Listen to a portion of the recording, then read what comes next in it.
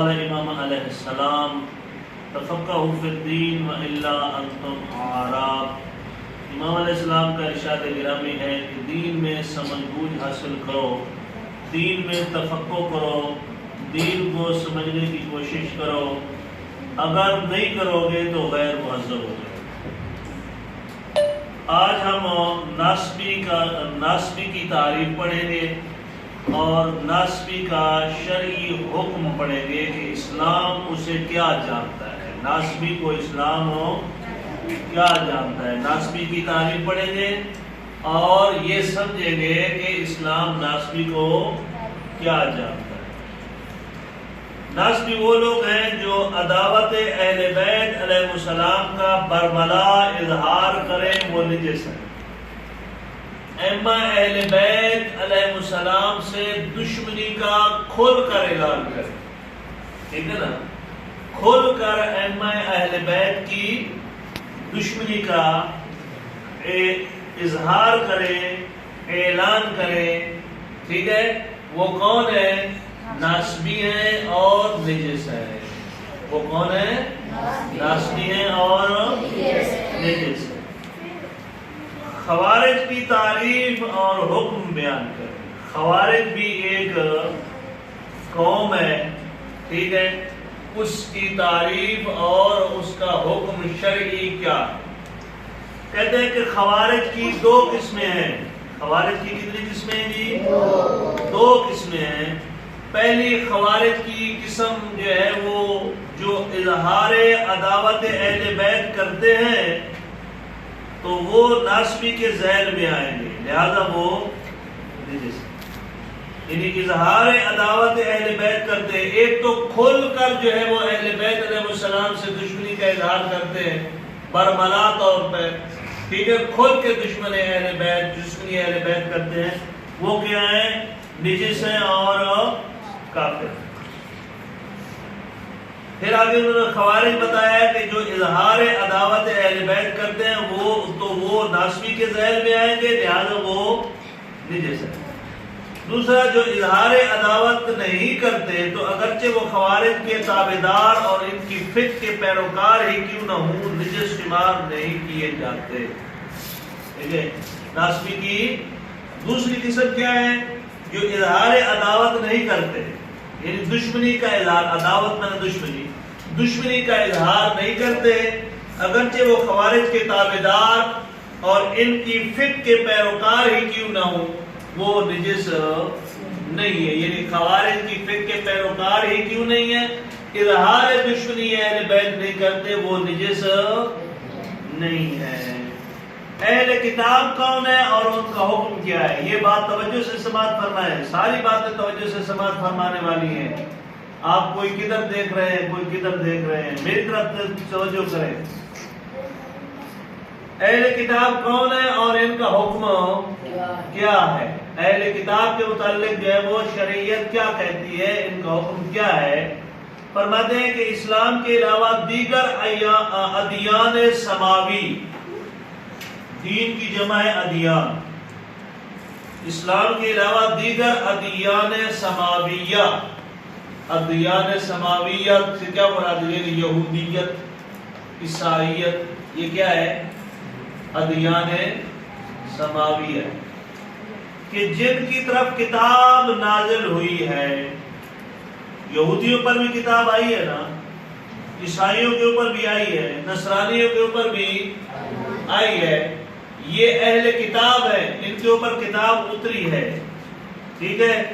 یہ ادیان سماویہ میں سے ہے، یعنی اسلام بھی دین سماوی دین ہے، اسلام بھی آسمانی دین ہے، عیسائیت بھی آسمانی دین ہے، یہودیت بھی سماوی دین ہے، اسلام کی طرف یہ بھی سماوی دین ہے جن کی طرف کتاب نازل ہوئی ہے۔ اس کے پیروکار اہل کتاب کہلاتے ہیں۔ کیا کہلاتے ہیں جی؟ اچھا بول دو جیسے یہودی اور عیسائی، یہودی اور عیسائی یہ اہل کتاب ہے۔ یعنی اہل کتاب سے کیا مراد ہے؟ یعنی ان کے پاس جس طرح ہمارے پاس کتاب موجود ہے قرآن مجید، اسی طرح ہی ہے نا. اب آپ کہیں گے کہ ہمارے بستے میں ریاضی کی کتاب ہے لہذا ہم اہل کتاب ہیں, کیمسٹری کی کتاب ہے لہذا ہم اہل کتاب ہیں. نہ, ہم قرآن مجید رکھتے ہیں, قرآن مجید کے اوپر ایمان رکھتے ہیں لہذا ہم اہل کتاب ہیں. اسی طرح یہودی اور عیسائی بھی آسمان سے نازل ہوئی کتابیں ان کے اوپر ایمان رکھتے ہیں لہذا وہ بھی اہل کتاب ہیں. ان کے بارے میں فقہائے امامیہ میں مشہور یہی ہے کہ وہ نجس ہے. فقہائے امامیہ یعنی امامیہ فقہ کے جو ہے وہ علماء وہ کہتے ہیں کہ وہ نجس ہے. البتہ ان کے پاک ہونے کا حکم بعید نہیں ہے, ان کے پاک ہونے کا حکم بعید نہیں ہے, یعنی پاک بھی ہو سکتے ہیں. اگرچہ احتیاط بہتر ہے. احتیاط کیا ہے؟ بہتر ہے. یعنی ان سے لے کر وہ چیز کھانا جائز نہیں ہے جس میں وہ پانی استعمال کرتے ہیں. مثلا آٹا گوندتے ہیں, پانی استعمال کرتے ہیں اور ہاتھ اس میں چلاتے ہیں, روٹی پکاتے ہیں, ٹھیک ہے. یا مطلب وہ پکوڑے تال رہے ہوتے ہیں, پکوڑے جو ہے وہ کڑھائی میں تالتے ہیں, پکوڑوں کو کڑھائی میں ڈال کے جو ہے وہ اس کو تلتے ہیں نا, تو اس میں بھی ان کا ہاتھ شامل ہو گیا. میدے کے ساتھ بناتے ہیں, آلو کاٹ کے, پھر ٹماٹر کاٹ کے, پھر مرچا کاٹ کے, دھنیا کاٹ کے. منہ میں پانی تو نہیں آ رہا پکوڑوں کا نام سن کے. ہاں, تو یہ چیزیں جو ہے مطلب کہ وہ جو استعمال اس میں ہاتھ استعمال کرتے ہیں اور ان کا ہاتھ تر ہو جاتا ہے, تو لہذا اس قسم کی چیز کھانا ان کے بازار سے لینا جائز نہیں ہے. جلیبی جائز نہیں ہے, پکوڑا جائز نہیں ہے, سموسا جائز نہیں ہے, گوشت جائز نہیں ہے, چونکہ وہ خود اس کو ذبح کرتے ہیں اور پھر ان کے یہ یقین ہو کہ اسی نے ذبح کیا ہے, جو مرزائی ہے, جو یہودی ہے, جو عیسائی ہے, اس نے اس کو ذبح کیا ہے, تو پھر کھانا جائز نہیں ہے.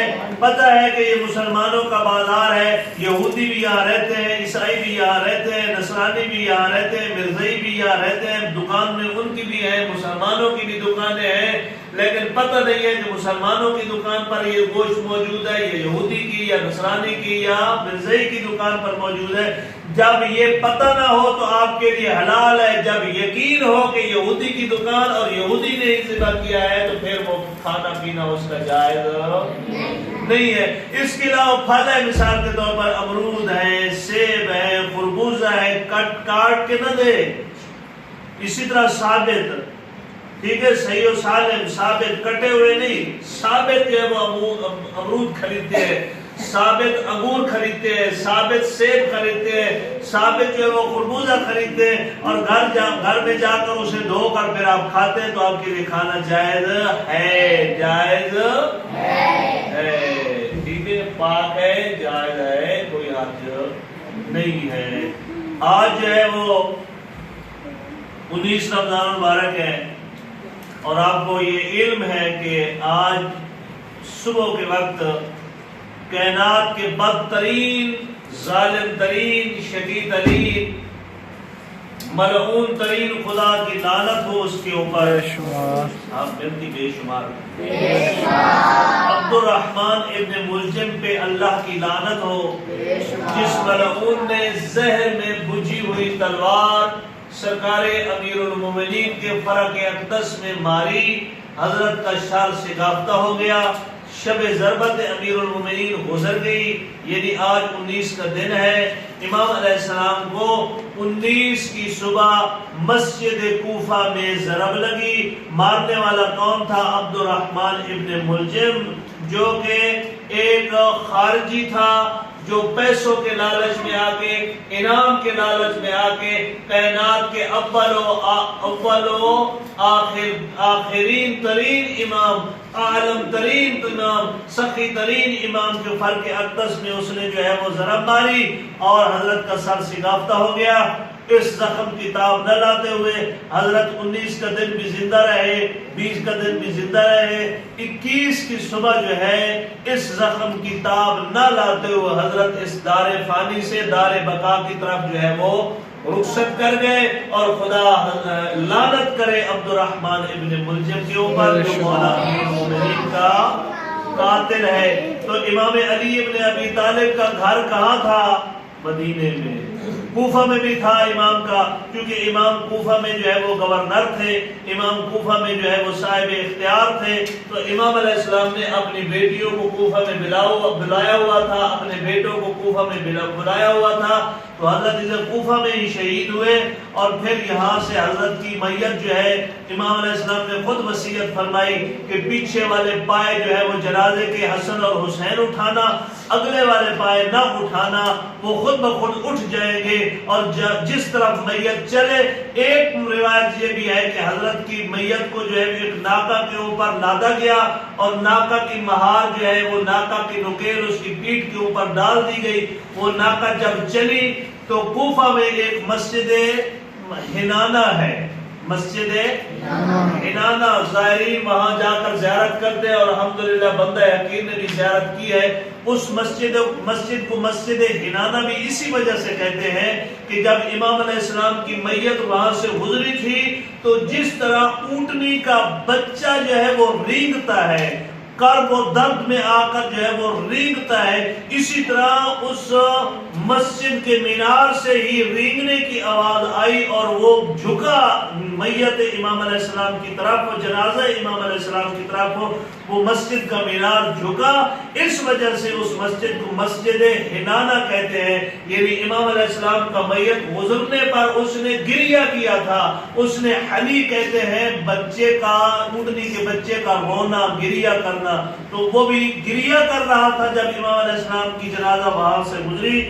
اس وجہ سے اس مسجد کو مسجد حنانہ کہتے ہیں۔ نجف اشرف میں امام علیہ السلام جو ہے حضرت آدم اور حضرت نوح علیہ السلام کے درمیان میں دفن ہے، وہاں حضرت آدم بھی دفن ہے، حضرت نوح علیہ السلام بھی۔ امام علیہ السلام اور حضرت نوح اور آدم کی قبر ایک ہی ہے نجف اشرف میں۔ نجف اشرف کو نجف اشرف کیوں کہتے ہیں؟ کیونکہ وہاں ایک دریا تھا، دریائے نئے، اور دریائے نئے جو ہے وہ بہتا ہوا خشک ہو گیا، اور خشک ہونے کو جف کہتے ہیں عربی میں۔ اس وجہ سے اکثر اوقات استعمال ہونے لگا کہ دریائے نئے جو ہے وہ جف ہو گیا ہے، یعنی خشک ہو گیا ہے۔ پھر کثرت استعمال کی وجہ سے نئے جف سے نجف بن گیا، اور امام علیہ السلام کا وہاں برکت اثر موجود ہے۔ جو رجوع خلائق ہے، یعنی لوگ وہاں جاتے ہیں اور امام علیہ السلام کی زیارت کرتے ہیں۔ وصلی اللہ علی محمد